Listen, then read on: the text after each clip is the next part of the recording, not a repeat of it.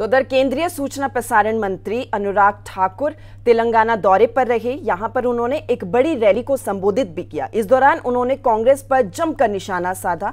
Report देखिए।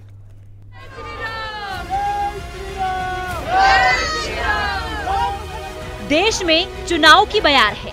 आने वाले साल में कई राज्यों में चुनाव होने को है। ऐसे में वार पलटवार के साथ एक दूसरे पर आरोपों का दौर जारी है। केंद्रीय मंत्री अनुराग ठाकुर ने आज तेलंगाना से कांग्रेस पर जमकर तीर छोड़े। उनका एक एक बयान कांग्रेस पर गहरे घाव से कम नहीं रहा।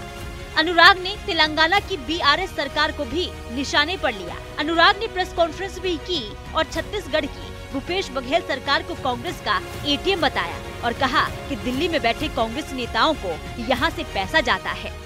कोयला घोटाला हो, शराब घोटाला हो, घोटाले के बाद घोटाला बाहर आया, मुख्यमंत्री के कार्यालय के अधिकारियों तक को उसमें गिरफ्तार किया गया। कांग्रेस के बड़े नेताओं से पूछताछ हुई।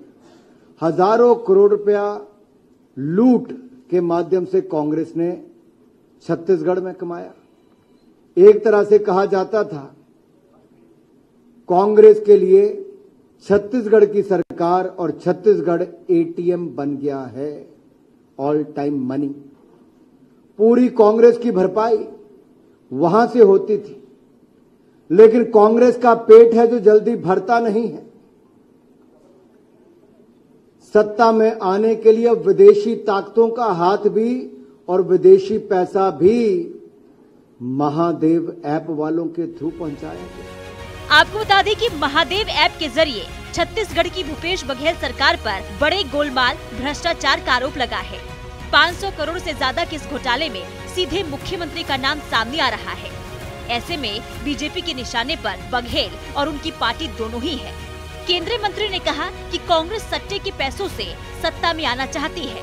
बघेल सरकार के इस भ्रष्टाचार पर राहुल गांधी को जवाब देना चाहिए। पे घोटाला तो किया ही, ये महादेव ऐप से सामने आया कि कांग्रेस की सरकार ऊपर से नीचे तक पूरी भ्रष्टाचार में फंसी हुई थी।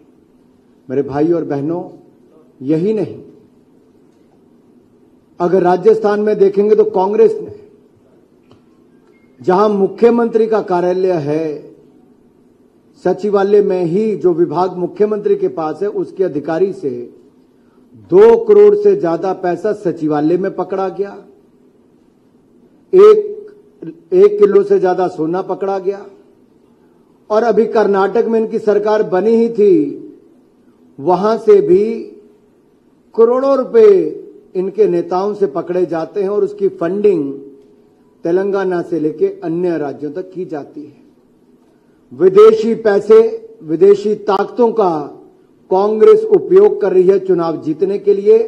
उसका उदाहरण महादेव ऐप के 508 करोड़ रुपया मुख्यमंत्री भूपेश बघेल को देने की बात जो सामने आई है, इसने कई सवाल खड़े किए हैं कि कांग्रेस भ्रष्टाचार के पैसे से सत्ता में आना चाहती है, क्योंकि अन्य राज्यों में कांग्रेस की गारंटियां फेल हो चुकी हैं। अनुराग ठाकुर ने तेलंगाना की बीआरएस सरकार पर परिवारवाद का आरोप लगाया और पूरी सरकार को भ्रष्टाचार में लिप्त सरकार बताया। अनुराग ने कहा कि यहाँ के लोगों का जोश दिखाता है कि किस प्रकार से बीआरएस के खिलाफ हवा है और यहाँ के लोग केसीआर के राज से तंग आ चुके हैं। लोग एक ईमानदार और विकास वाली सरकार चाहते हैं जो केवल भाजपा दे सकती है।